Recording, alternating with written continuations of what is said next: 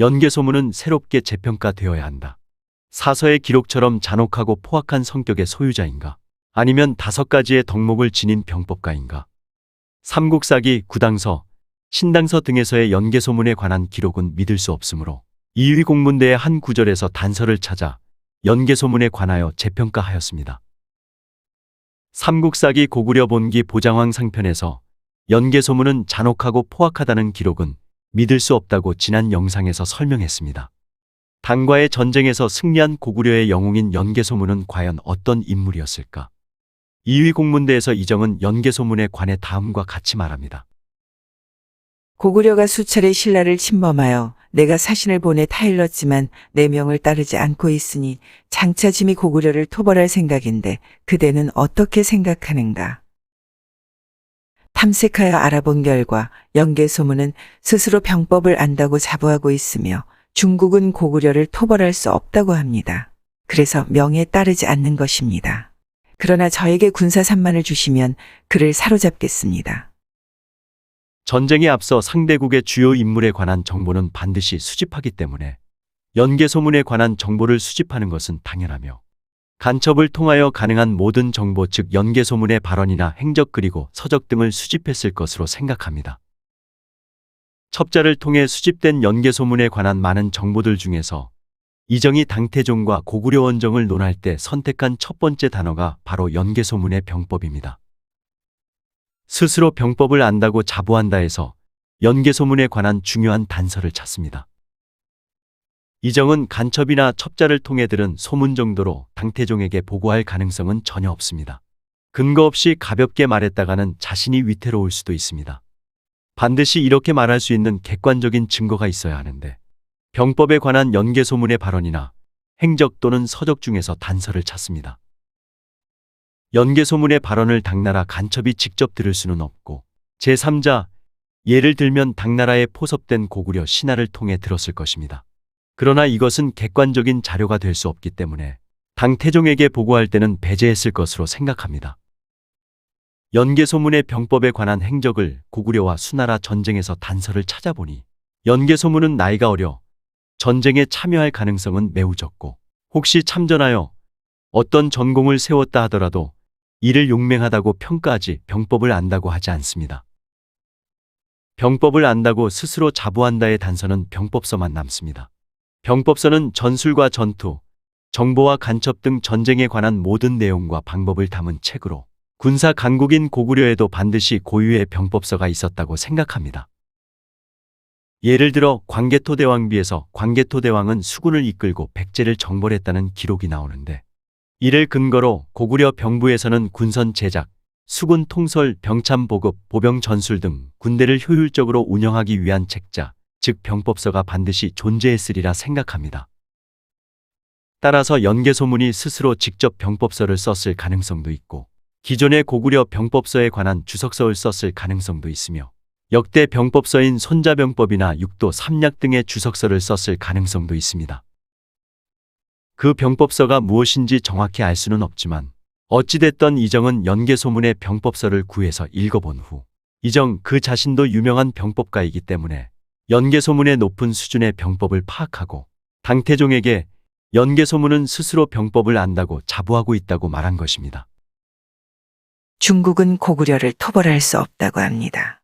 이 구절을 해석하면 중국은 실제로 당태종을 의미하므로 당태종 이세민은 고구려를 토벌할 수 없다라는 의미인데 이는 소름 끼치게도 예언이 되어 실제로 현실에서 발생하였습니다. 어떻게 당나라는 고구려를 토벌할 수 없다고 연개소문은 확신하고 있었을까? 연개소문은 당나라의 군수 물자 수송에서 그 약점을 정확하게 파악한 것으로 생각합니다. 구당서 동이열전에는 다음과 같은 기록이 있습니다. 태종은 요동의 창고에 있는 군량미가 거의 떨어지고 장교와 병사들이 추위와 동상에 시달리자 이에 철군을 명하였다.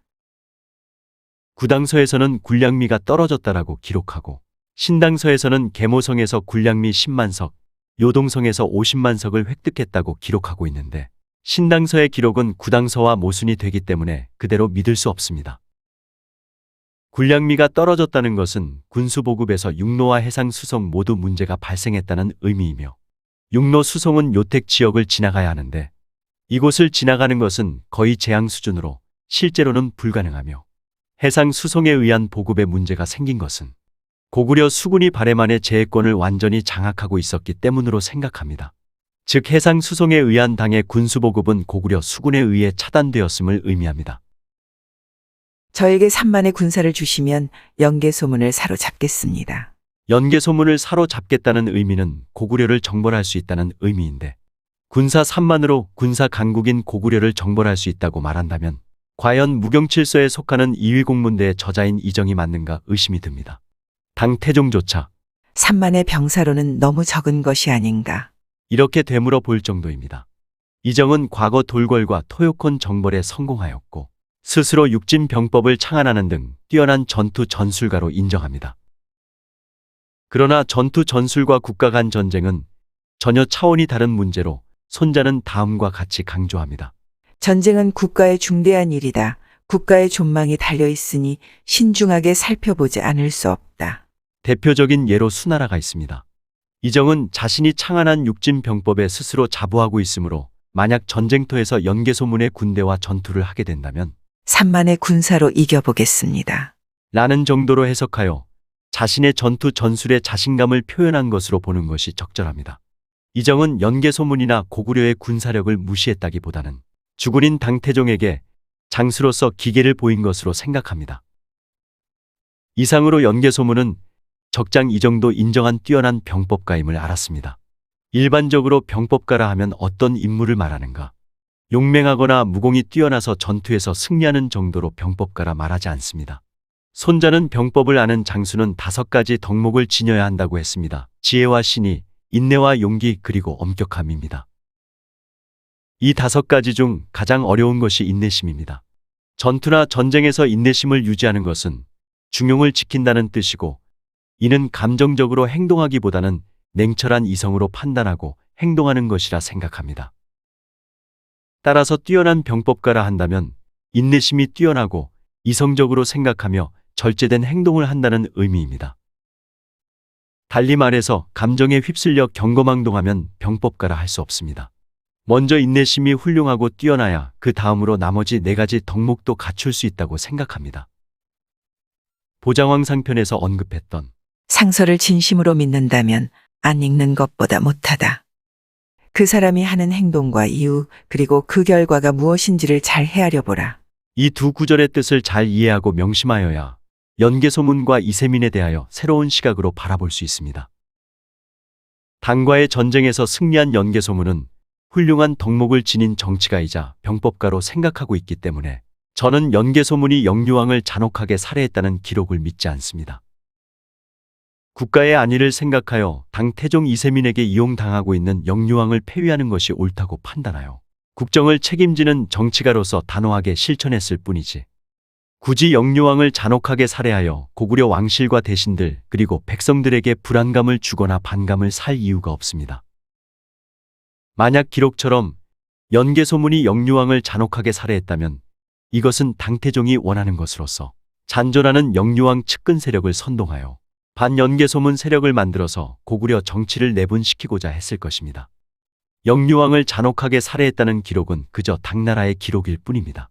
그리고 당태종은 이를 명분 삼아 고구려를 침략합니다. 즉 고구려를 침략하는 원인은 바로 연개소문 때문이다. 이는 말도 안 되는 억지에 불과합니다. 공자의 말을 인용하면 당태종 이세민은 자신의 야욕과 허영심 때문에 고구려를 침략한 것이지 연개소문 때문은 아닙니다. 당나라가 연개소문을 악의적으로 기록하고 있는 것을 통해서 당태종 이세민이 생전에 얼마나 연개소문을 증오하고 있었는지 짐작할 수 있으며 당고종 이치는 연개소문을 자기 아버지를 죽인 원수 정도로 여기고 있음을 알 수 있습니다. 따라서 악의적으로 기록된 연개소문을 그대로 믿는다면 우리 세대 역시 당태종 이세민과 당고종 이치에 이용당하고 있음을 깨달아야 합니다. 이번 영상에서 제가 강조하고 싶은 것은 연개소문은 훌륭한 덕목을 지닌 뛰어난 정치가이자 병법가로서 평가되어야 하며 이와 같은 연개소문의 재평가가 없으면 고구려가 당과의 전쟁에서 어떻게 승리하였는지 이해하기가 어렵습니다. 다음 영상에서는 연개소문이 영유왕을 폐위시킬 수밖에 없는 이유에 대해 좀 더 자세하게 설명하겠습니다. 영상을 시청해 주셔서 감사합니다.